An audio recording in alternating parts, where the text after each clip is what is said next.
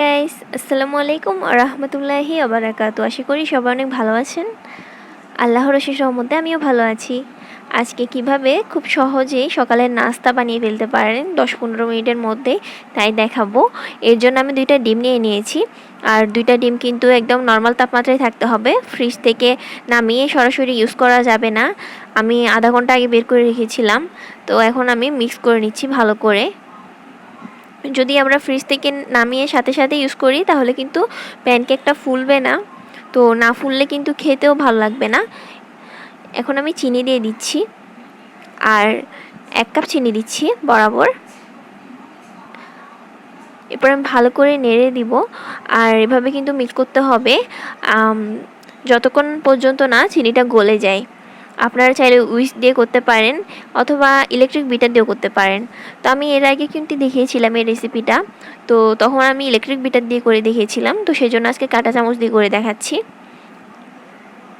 কাঁটা চামচ দিয়ে করলেও কিন্তু কোনো সমস্যা হবে না।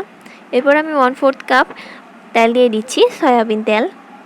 তো এবার আমি কিন্তু সেমভাবে মিক্স করে নিব, আর তেলটাও কিন্তু ভালো করে মিক্স করে নেওয়ার পরে এবার আমি 1 কাপ আর আধা কাপ দুধ দিয়ে দিচ্ছি। দুধটা কিন্তু আগে জাল দেওয়ার পরে মানে গরম করার পরে আমি ঠান্ডা করে এখন ইউজ করছি।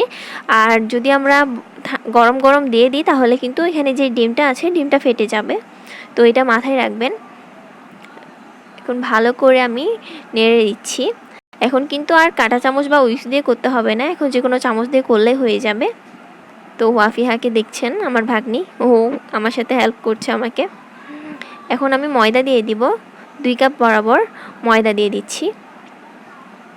ময়দা দেওয়ার পরে কিন্তু একদম ভালো করে নাড়তে হবে, কারণ দলা পেকে গেলে কিন্তু খেতে ভালো হবে না, মানে ময়দাটা রয়ে যাবে। ওই কারণে আমরা কিন্তু এটা মাথায় রেখে ভালো করে নাড়বো। এরপরে আমরা বেকিং পাউডার দিয়ে দিব। বেকিং পাউডার দিচ্ছি 2 চা চামচ, আর বেকিং পাউডার ছাড়া কিন্তু এটা হবে না। এরপরে লবণ দিয়ে দিচ্ছি পরিমাণ মতো, আমি এখানে আধা চামচ দিয়েছি। এখন ভালো করে নেড়ে দিব। এখন আর কোনো কিছু দরকার নেই, ভালো করে সব কিছু মিক্স হয়ে যাওয়ার পরে আমরা চুলায় চলে যাব। আর চুলায় যাওয়ার পরে কিন্তু কোনো তেল ছাড়াই আমরা এটা খুব সহজে বানিয়ে ফেলতে পারবো।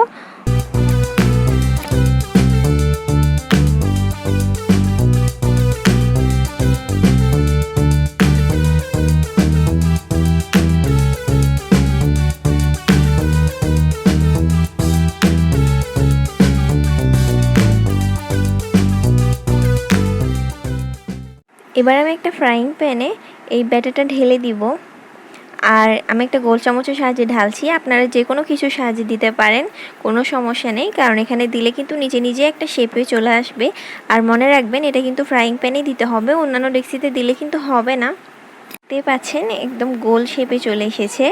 আর এটা কিন্তু অপর পিঠে উল্টানোর আগে দেখবেন যখন নিজে নিজে এরকম একটা ফুটা ফুটা হয়ে যাবে চারিদিকে, তো ওই সময়টাতে কিন্তু এটা অপর পিঠটা উল্টাতে পারবেন। এর আগে পারবেন না, এর আগে করলে কিন্তু এটা কাঁচা রয়ে যাবে আর ভেঙে যাবে।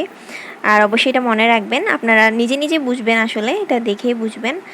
আর অবশ্যই কিন্তু চুলার হিটটা একদম মিডিয়ামে রাখবেন, মানে বেশি বড়ও রাখবেন না, আবার বেশি ছোটও রাখলে সমস্যা নেই, কিন্তু ছোটো রাখলে একটু দেরি হবে, কিন্তু বড় রাখা যাবে না, বড় রাখলে কিন্তু পুড়ে যাবে। তো আমি এখন উল্টে নিয়েছি এই পিঠটা, এবং পরের পিঠটা কিন্তু 1 মিনিটের মতো ভাজলেই হয়ে যাবে।